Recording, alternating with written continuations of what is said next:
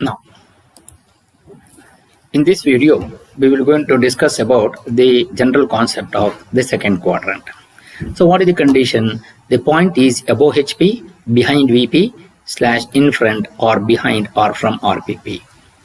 So now, if you see this drawing, you can see when you look from the front view, this is the origin point 0. So this is from 0 to 180 degree and this is 0 to 90 here. So this is the angle which you are considering. So this is obviously the second quadrant when you are considering this.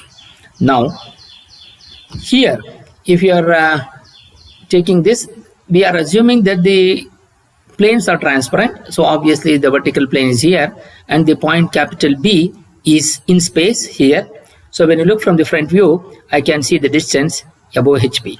So this is the distance above HP. When you project that onto a vertical plane, you can see the distance above HP will going to come here. And also, when you look from the top view, I can see the distance behind VP. So that distance, when you look from the top view, is projected onto the horizontal plane, wherein this point will going to become small b. So this is behind VP. And also, when you look from the right side view or when you look from the left side view, the image of the point capital B will going to lie on the profile plane, on the right profile plane, because both the views are perpendicular to the right profile plane, but only any one of the side, one of the view will going to be the correct one, which is the one which we need to understand now. So to this, we need to understand the condition of the observer. So what is the condition of the observer? So when you take the front view, the plane is between the object and the observer. So that means when you look from the front view, the plane is between the object and the observer. Similarly, when you look from the top view, object is between the plane and the observer. So I repeat, when you look from the top view, object is between the plane and the observer.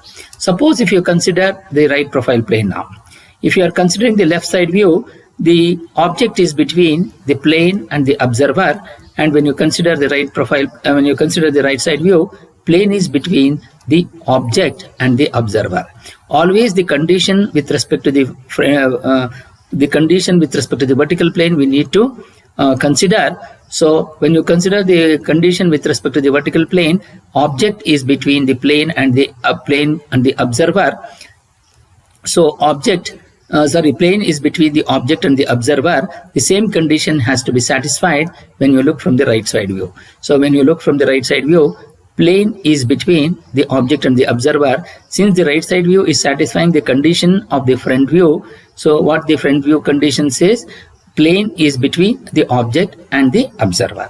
So always on the right profile plane, we have to consider the right side view. So that means when you are considering the right side view, the object is behind RPP. So here also we can see when you are considering behind VP, so obviously in the profile view also it should be behind RPP. The final condition is the point is above HP, behind VP and behind RPP. Now we will go to the front view condition. So when you look from the front view, you can see point is above HP and behind RPP. So the point is above HP. When you look from the front view, that image will going to fall on the vertical plane. So this distance will going to become above HP. And also when you look from the front view, I can see the distance behind RPP. So that distance can be seen in the vertical plane here. So these two distances can be seen in the front view. Now when you take to the top view, so behind VP and behind RPP distance can be seen in the top view. So when you look from the top view, we can see the distance behind VP, that is from here to here, that distance is seen in the horizontal plane. The image what you get is small b. And also when you look from the top view, you can see the distance behind RPP. So that distance will going to be seen in the horizontal plane. And similarly, when you are considering the right side view, behind VP and also above HP. So when you look from the right side view, I can see the distance above HP. That image will going to fall on the profile view at this distance, so that image will going to be B double dash. And also when you look from the right side view, I can see the distance behind VP, so that distance will going to fall on the right profile plane here. So the distance with respect to both VP and HP is always seen in right profile plane, so the image will what you will going to get the side view. So now, and when you are rotating this by 90 degree, how we are rotating it? So here what we are doing is we are cutting on this line and then rotate the horizontal plane to the top and right profile plane to the right side. Then what happens? VP and HP will be overlapping and right profile plane will come to the right side. So that is what we will going to be able to see here. So VP and HP will be overlapping and the right profile plane will going to come to the right side. So here then the distance with respect to the profile plane that is behind RPP is seen in VP and also in HP. So that distance is here. The distance above HP is seen in the vertical plane, which is B dash, which is above HP, and distance behind VP is also seen in HP. Since HP is also above the horizontal, above the XY line, so both VP and HP will be on the same side. And both, because both are transparent, so both the images can be seen when it is overlapping. However, the distance with respect to VP, that distance will going to determine whether B dash will come above or B dash will be below. So that will be decided only by giving the distances.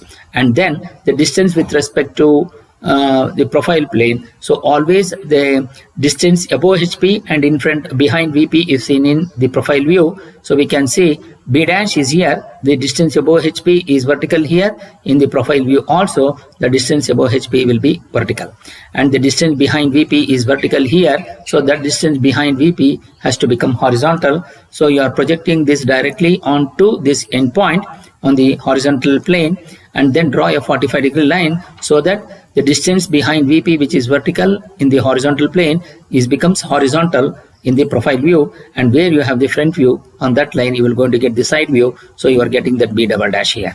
So now when you are writing in the orthographic view, so you can see here, first we are going to draw the XY line and X1 Y1 line, and the distance with respect to the profile plane that is behind RPP is seen in both VP and HP. So you measure from X1 Y1 line the distance and draw a vertical line. Then the distance above HP is taken here on the vertical plane, and you mark this point. Since image is your front view, so you mark this as B dash. Then again you take the distance from here, the distance with respect to VP that is behind VP, and you mark this point B and here, and then draw a 45-degree line adjacent to the top view where HP is above the XY line. So you draw 45-degree with respect to HP and 45-degree adjacent to HP, and then project the top view point always onto the 45-degree line.